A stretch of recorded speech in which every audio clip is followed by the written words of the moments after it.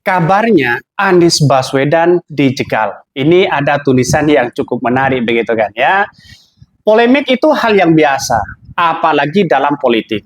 Sebagian orang tidak setuju bahwa Anies Baswedan maju sebagai gubernur DKI Jakarta. Mereka menganggap bahwa langkah politik yang dilakukan oleh Anies Baswedan itu kurang tepat.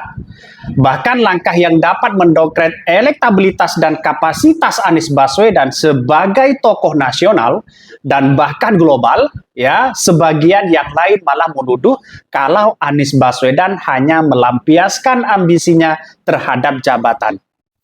Di sisi lain, tidak sedikit juga yang setuju bahwa ya mendorong Anies Baswedan maju lagi di Pilgub DKI Jakarta. Alasannya adalah pertama, Anies harus ada panggung pengabdian kepada bangsa dan negara. Dan kabarnya Anies Baswedan akan disiapkan untuk menjadi calon presiden di 2029. Maka dari situ Anies Baswedan didorong untuk maju sebagai gubernur DKI Jakarta. Meski ya pengabdian tidak harus selalu ada di pemerintahan, tetapi ketika kebijakan-kebijakan ada di tangan, maka dampaknya adalah buat rakyat akan lebih besar. Teringat sebuah ungkapan, satu tanda tangan pemimpin ya lebih efektif pengaruhnya dari ceramah sejuta agamawan. Pemimpin punya daya memaksa, sementara agamawan tidak punya. Kalau kita berbicara soal itu, lantas bagaimana dengan posisi Anies Baswedan? Apakah hanya ingin menjadi gelandangan politik? Jelas ya, elektabilitas mereka semakin turun. Kalau kita melihat ya, berada di luar kekuasaan dan menjadi kritikus, tidak saja baik, tidak juga begitu kan ya dibutuhkan. Satu sisi ya negara butuh oposisi agar ada checks and balance ya. Perlu ada pihak-pihak yang berada di luar kekuasaan, baik parpol maupun tokoh-tokoh aktivis agar selalu bisa mengontrol dan memberi peringatan kepada penguasa. Artinya tidak ada penguasa yang sempurna. Di setiap kesalahan dari penguasa mesti ada yang harus dikontrol dan mengingatkan sehingga tidak lahir kekuasaan tanpa batas untuk kemudian bertindak semaunya. Lantas bagaimana dengan posisi Anies Baswedan hari ini? Apakah mereka akan menjadi oposisi atau berkoalisi dengan seorang Prabowo? Nampaknya Partai PKS, Partai Nasdem, dan Partai PKB sudah tidak tahan lagi menjadi oposisi. Lantas apakah mereka akan bergabung semuanya? Ketika berbicara dampak, maka ya menggunakan otoritas kebijakan akan selalu begitu efektif. Sebab ada instrumen yang menandai bahwa legalitas hukum struktur maupun fasilitas yang bisa digunakan untuk melakukan eksekusi bukan sekedar hanya omon-omon saja. Oposisi itu lebih terhormat dibandingkan dengan koalisi. Kalau berbicara seperti itu, saya kira ini sangat menjadi dorongan begitu kan ya. Bahkan menjadi eksekutor bagi Anies Baswedan akan lebih besar pengaruhnya dan manfaatnya dibanding berada di luar kekuasaan. Pilgub Jakarta adalah salah satu jalan yang tersedia untuk menjadi eksekutor. Anies ya punya cukup prestasi di ranah ini dan buktinya bisa dilihat hasil karyanya di Jakarta 2017-2022. Itu sangat luar biasa. Kedua, pengaruh itu perlu ya popularitas. Popularitas itu penting, elektabilitas itu sangat penting. Dan popularitas akan bertahan jika ada panggung. Anies adalah tokoh yang cukup berpengaruh. Jadi artinya apa? Secara tidak langsung kalau Anies Baswedan tidak punya panggung di DKI Jakarta, jelas mereka akan menjadi gelandangan politik.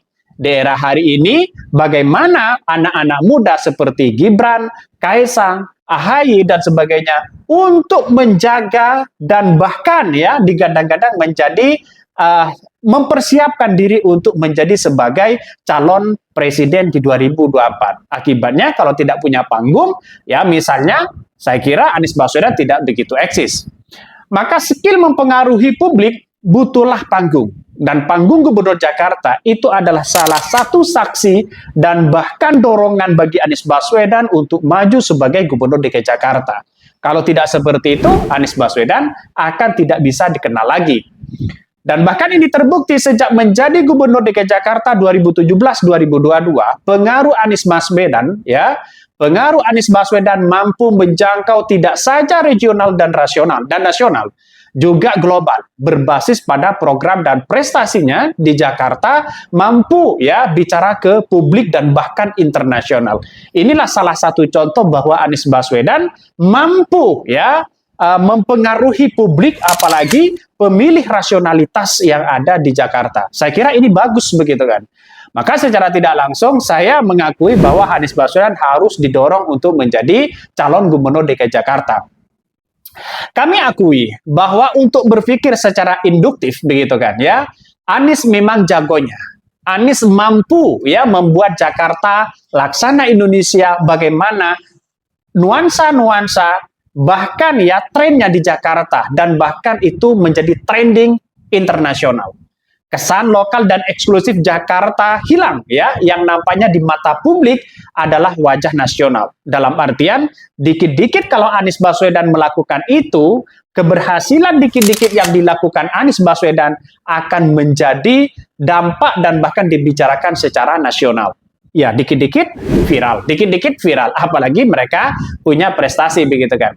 Kabarnya PKS dan PKB dan Nasdem ini sepakat untuk mengusung Anies Baswedan maju sebagai Pilgub DKI Jakarta, lantas PDIP on progress ya, parpol lain masih dalam wacana.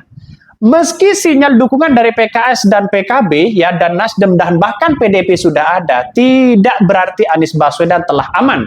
Sebelumnya bahwa ketiga atau empat ya empat partai itu secara tertulis yang mengusung Anies Baswedan. Maka belum ada kata aman. Disinilah peluang untuk jegal Anies Baswedan mulailah terbuka di situ begitu ya.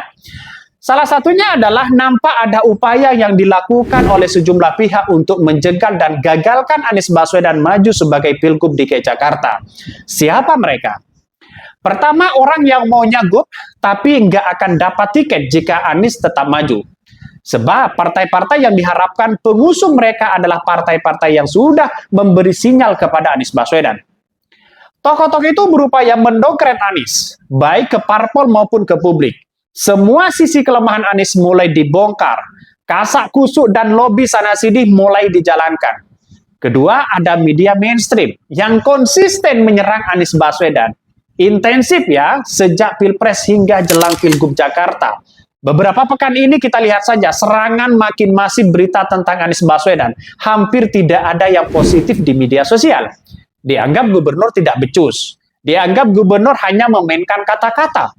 Dianggap gubernur yang kemudian tidak punya prestasi, hanya melakukan pencitraan. Siapa penguasa itu? Anies memang sebaiknya mengubah strategi. Belajar dari Pilpres Februari lalu, Anies lebih tepat jika tidak lagi mengambil posisi berlawanan dengan penguasa. Harus lebih soft, meski para pendukung mendorong Anies untuk tampil herois dan mengambil sikap perlawanan. Ternyata tidak taktis. Pilpres lalu telah memberi pelajaran berharga bagi Anies Baswedan. Pada akhirnya, tidak berhasil menabrak tembok begitu tebal ya dan kokoh, sebab penguasa memang punya segalanya. Lepas ya soal kontroversi etika dan konstitusional itu semata analisis politik saja. Pilgub Jakarta kali ini bukan arena battle antara Anies versus penguasa. Bahkan fokus Anies adalah bagaimana meneruskan program masa depan Jakarta yang sudah cukup berhasil dirintis sebelumnya. Apa yang harus kita lakukan Anies Baswedan di Jakarta ya, dan bahkan sekarang ini untuk lagi mempercayai masyarakat bagaimana apa yang harus kita lakukan untuk masa depan DKI Jakarta. Bahkan Pilgub Jakarta kali ini bukan arena yang begitu mudah, tapi begitu sulit. Kabarnya ada anak putra seorang Jokowi juga kabarnya ingin maju sebagai gubernur DKI Jakarta. Lantas bagaimana dengan posisi Anies Baswedan? Posisi Anies Baswedan bisa saja bergandengan tangan dengan Kaisang atau mereka ya bertolak belakang dengan Kaisang. Nampaknya ini akan menjadi cikal bakal kalau Anies Baswedan ingin eksis lagi. Dalam beberapa kesimpulan yang saya amati, Anies Baswedan harus dekat dengan penguasa kalau mereka tetap eksis dan didorong untuk menjadi sebagai presiden. Tapi satu sisi, relawan-relawan mereka akan banyak meninggalkan Anies Baswedan karena dianggap sebagai pengkhianatan kepada para pendukung-pendukung mereka. Saya kira Anies Baswedan kalau hanya mengandalkan pendukung-pendukung yang yang paradigmanya itu aja, saya kira Anies Baswedan tidak akan mampu ya mendorong dirinya untuk menjadi presiden. Karena ketika lihat saja pilpres bagaimana dengan ucapan Anies Baswedan? Begitu banyak sana sini strategi sana sini, tapi belum mampu untuk jebol ya ke presiden itu. Menurut saya pribadi, apa yang kemudian dilakukan Anies Baswedan saat ini sungguh luar biasa. Mari kita dorong Anies Baswedan. Mungkin itu yang kami sampaikan. Tonton terus channel Khodari Podcast Rakyat ini.